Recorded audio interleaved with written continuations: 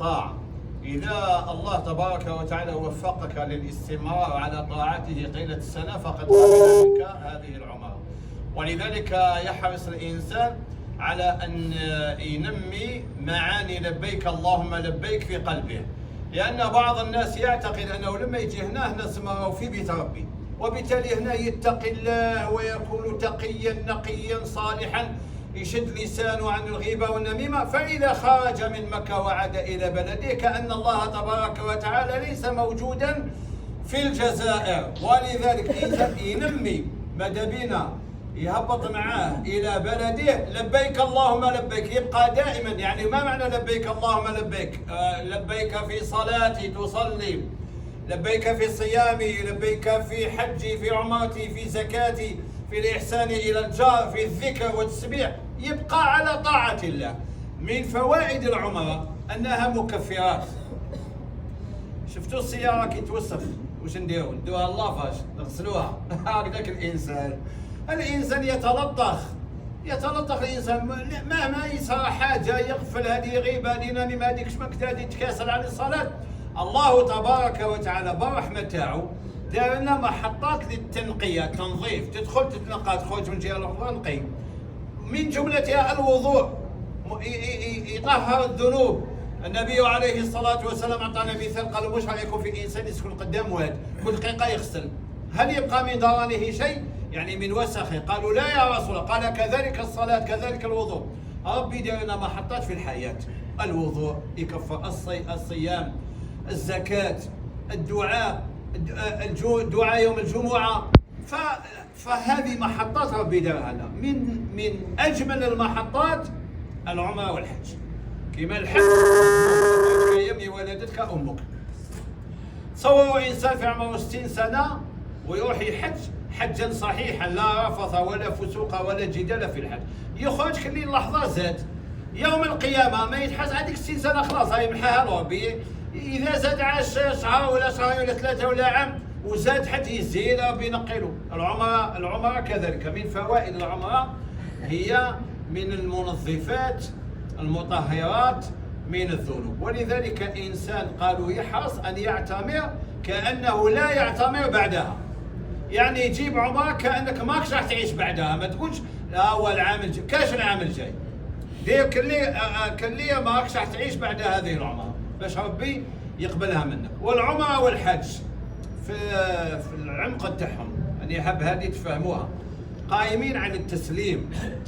الله تبارك وتعالى مش يعلمنا التسليم، لأنك أنت خليت بيتك، خليت بلدك، خليت وطنك. الله تبارك وتعالى لا يريد لقلب المؤمن إلا أن يتعلق بالله.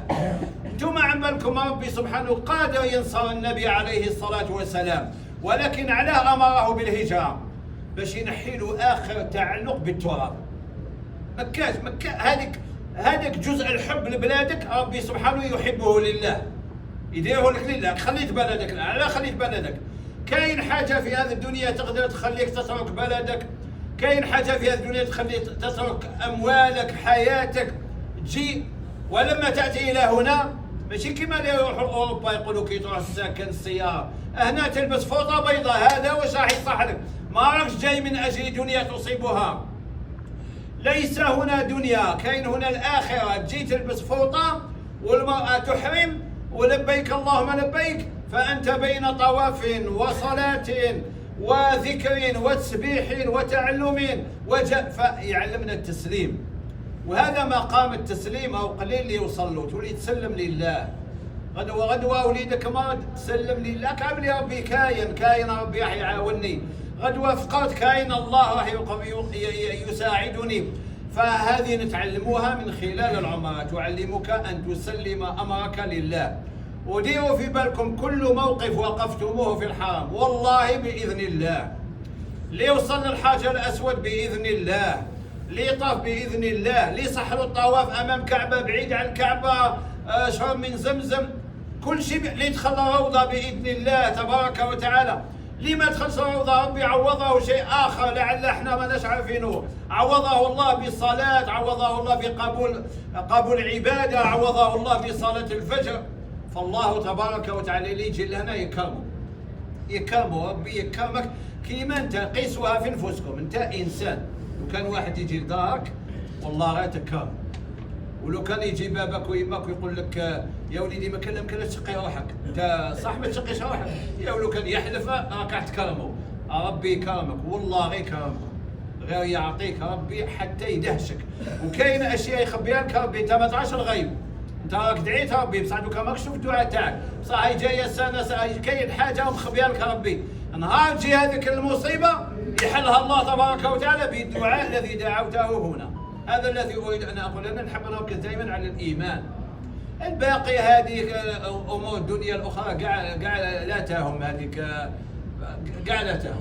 واحد النهار انا شفت واحد كنا في مكه، شفته راقد على كارطونه ونعرفه، انا نبيلكم نعرفه، رحت ليه هو تو بدا ومن بعد قلت له واحد خلص الغرفه واحد ديك عندي كذا، قال لي سيمان، قال لي انا كاري في الابراج والله راه، قال لي سيمان يلا شنوش فيها، هو كان قاعد يسبح، انا عم بالي هو راقد ولا مصروع ولا، قال لي يا ودي انا كاري في الابراج، علاش؟ شكون قال لك روح نوتني؟ قال لي انني نسبح واش بيه وليت عارف بلي راجل صحيح ماهوش الحلاوه تاعو قاعد مكسل ويسبح، وانا حسبته راهو ضايع وجيعان ومريض وماشي قادر ينوض. فهنايا كل شيء واش هو ميسرك ربي. تشوفها ذاقت. نحكي لكم حكايه مادام واحد النهار كنت انا في واحد المكان اسمه القراره، باك تعرف كاين مكان مش عارف راني ناسي بصح انا شافي كنت في فندق القراره هنايا بالصح. ايه هايدك هنا في مكه كاين مكان اسمه القراره، كنا وقينا 4 ملايين حاج. هذاك العام ما كاش وين تسقط، كنا نديرو يدينا كدا ونمشيو، ما كاش كيفاه تمشي.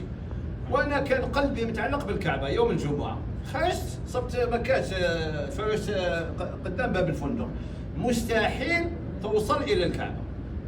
فسالت الله تبارك قلت له يا رب انا قلبي متعلق بالكعبه، علميا مستحيل كيفاه نوصل. هذاك النهار صليت امام الكعبه، الاف تاع الشعب لازم تمشي، جابوا ميت سعودي والشرطه دايرين به ويقولوا بعد. انا كي جوزوا في راسي وقفت شديت معاهم، وصلوني والله وصلني حتى الكعبه هذاك الميت، وليت ندعي له ونقول له يا ودي هذاك الميت، وليت يقول لي والله انت انسان صالح قالت نفعني ميتا، وليت خير ندعي له، قلت هذا والله وصل الى الكعبه. ما لا دير نيه، انت دير نيه، روح للكعبه ودير نيه للان والغدوه والغير غدوه، يا ربي كذا يا ربي فلان يا ربي فلان، ناس تعرفهم دير لهم نيه في الكعبه وربي سبحانه يسجلها ويسجلها.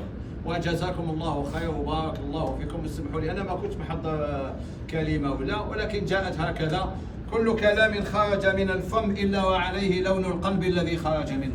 السلام عليكم.